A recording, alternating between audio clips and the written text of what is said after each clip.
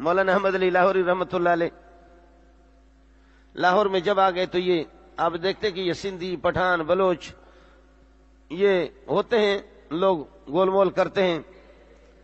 جب حضرت آئے اللہ کی صاف بات بیان کرنے لگے ایک مسجد میں، تو کچھ ساتھیوں نے پروگرام بنایا، جو بدعتی طبیعت کے لوگ تھے، پروگرام بنایا کہ پٹائی کریں گے، عصر کی نماز کے بعد درس ہے. اور جب مولوی صاحب عصر کی نماز کے بعد درس کے لیے جب سلام پھیر کر کے ہماری طرف رخ کر کے بیٹھ جائے تو ہاتھ سے پکڑ کر کے گھسیٹ کر کے ذلیل کر کے باہر نکالنا. داڑھی مولانا احمد علی لاہوری کی داڑھی بھی بڑی تھی، داڑھی سے پکڑنا ہے، گھسیٹ گھسیٹ کر کے پٹائی کرنی ہے، ذلیل کر کے چھوڑنا ہے. یہ کھرا کھرا صاف صاف کیوں سناتا ہے اس طرح؟ حضرت نے جب سلام پھیرا، تپائی رکھی اور تپائی کے اوپر قرآن جب رکھا، جب قرآن رکھا تو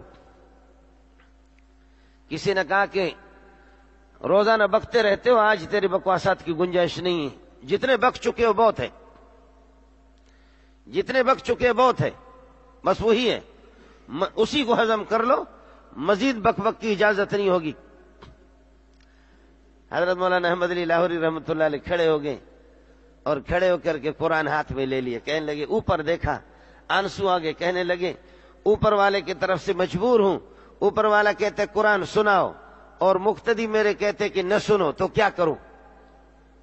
میں مسجد کو چھوڑ کر کے، قرآن کو چھوڑ کر کے نکل نہیں سکتا، یہ میرے ہاتھ میں قرآن ہے اور تم لوگ میرا دوسرا ہاتھ، یہ الٹا ہاتھ اس طرف پھیلایا، کہ اس کو پکڑ کر کے اشارے سے ایک آدمی مجھے مسجد سے باہر نکالے تاکہ آسمان والا بھی دیکھ لے، فرشتے بھی اس بات کو نوٹ کریں کہ احمد علی خود قرآن کو چھوڑ نہیں رہا، خود مسجد کو نہیں چھوڑ رہا، اس کو چھڑوایا جا رہا، اس کو گھسیٹ کر کے نکالا جا رہا ہے. آئے کوئی، اب میں کہہ رہا ہوں کہ بھئی تو بڑھا آگے، دوسرا کہتے کہ تم بڑھو، تیسرا کہتے کہ تم بڑھو، چوتھا کہتے کہ آپ آگے بڑھو، مقتدی ایک دوسرے کی طرف دیکھ رہے ہیں.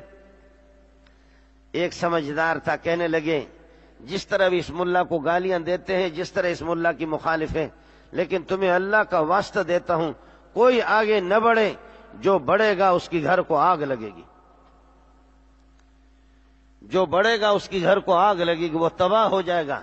ہم بھی سمجھتے ہیں کہ یہ اللہ کی طرف سے مامور ہے اور یہ اللہ کا بندہ ہے، یہ قرآن سنائے گا ہر صورت میں. یہ دینداروں کے حالات، اس قسم کے حالات. جب کوئی بھی آگے نہیں بڑھا، جب اس بندے نے کہہ دیا، ایک عجیب سا خوف ان پر طاری ہو گیا. جب خوف طاری ہو گیا، حضرت واپس آ کر کے بیٹھ گئے اور بیٹھ کر کے اس طریقہ پر یہ ہے کہ آپ نے پھر قرآن کی دعوت شروع کر دی. میں خود یہ ویسا میں گیا، ویسا یہاں اٹک اور ویسا میں ایک جگہ پر مجھے لوگوں نے بتایا کہ ایک بزرگ تھے مولانا غلام اللہ، وہ بھی قرآن بیان کر رہے تھے. تو کچھ لوگوں نے ہتھیار لے لیے، ایک بڑے بدمعاش نے ہتھیار لے کر کے 2-3 بندے ذرا چھپ گئے ایک فاصلے پہ، یہ لاؤڈ اسپیکر پہ ان کا درس ہوتا تھا. کہنے لگے دیکھیں گے اگر اس نے کچھ ہماری خواہشات کے خلاف اور ہمارے جن کو ہم پوجتے ہیں ان کے خلاف اگر اس نے کچھ کہہ دیا تو ہم اس کو چھوڑیں گے نہیں. چھپے رہے ہتھیار لے کر کے. مولانا قرآن پڑھ رہا ہے، قرآن پڑھ رہا ہے، قرآن پڑھ رہا ہے، قرآن کا ترجمہ کر رہا ہے، قرآن پڑھ رہا ہے. آج رات اس دہشت گرد کو آج کچھ بھی نہیں ملا. کل رات کو پھر آ کر کے چھپ گئے، پھر مولانا کا درس شروع ہو گیا، پھر بھی اس کو کچھ نہیں ملا. تیسری رات کو پھر آ گئے، قرآن اپنا راستہ بنا لیتا ہے، قرآن اپنا اثر دکھاتا ہے. مولانا قرآن پڑھ کر کے ترجمہ کر رہا تھا تو وہ بندہ جیسے آپ کی مجلس بیٹھی ہوئی دوڑ کر کے آ گیا اور آ کر کے وہ سامنے گر پڑا، چیخے مار کر کے کہنے لگے مولانا آپ کا زر خرید غلام ہوں، تیری مرضی ہے، چاہے تو مجھے بیچ دو چاہے تو مجھے آزاد کر دو. یہ ہتھیار میں لے کر کے تیرے قتل کرنے کے لیے میں آ گیا تھا، لیکن تجھے قتل نہ کر سکا، میں تیرے ہاتھ پہ خود قتل ہو گیا، تیرا غلام بن گیا، اس لیے کہ تو قرآن بیان کر رہا ہے. یہ واقعہ مجھے وہاں کے لوگوں نے، میں یہ جلسوں میں پروگراموں میں جاتا رہتا ہوں، یہ واقعہ وہاں لوگوں نے مجھے بیان کیا تھا. واقعہ انہوں نے بیان کیا تو میں نے اپنے بیان کے دوران یہ واقعہ بیان کر دیا. جیسے وہاں میرا بیان ہوا، خلق خدا آئی ہوئی تھی تو میں نے یہ واقعہ بیان کر دیا.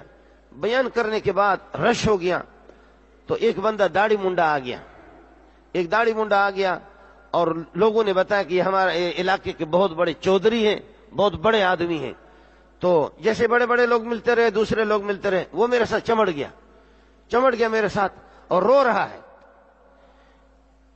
کلین شیپ تھا اور اچھا خاصا جوان، اور وہ رونے لگا۔ میں نے ان کو تسلی دی، میرے ہاتھ چوم رہے ہیں، واقعی میں نے بیان کر دی، مجھے پتہ نہیں تھا ویسا کے اندر۔